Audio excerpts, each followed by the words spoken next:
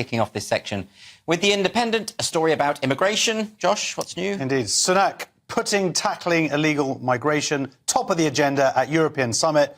He's meeting with 50 European leaders. He's also signed a deal in Moldova. This is where they're meeting, which is amazing thing for our immigration because it's a returns agreement with Moldova. It's going to allow the UK to send back any Moldovans found to be in violation of immigration law. It's fantastic.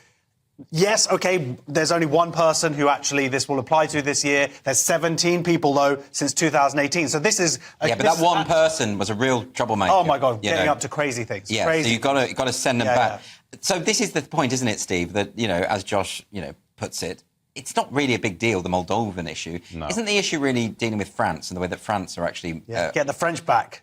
Well, they're just messing a lot of this up, aren't they?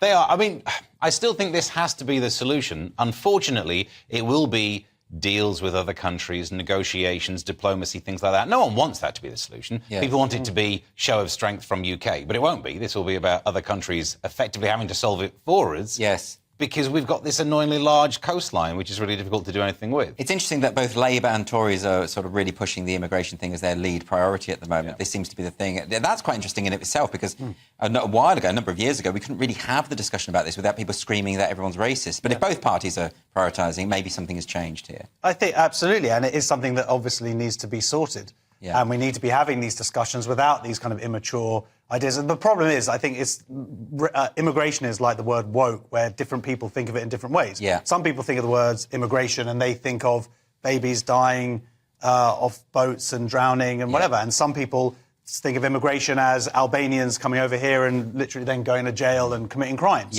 Yes. So whereas the truth, of course, is there's truth to both sides of these things. And but he does quite an interesting thing, Sunak, here.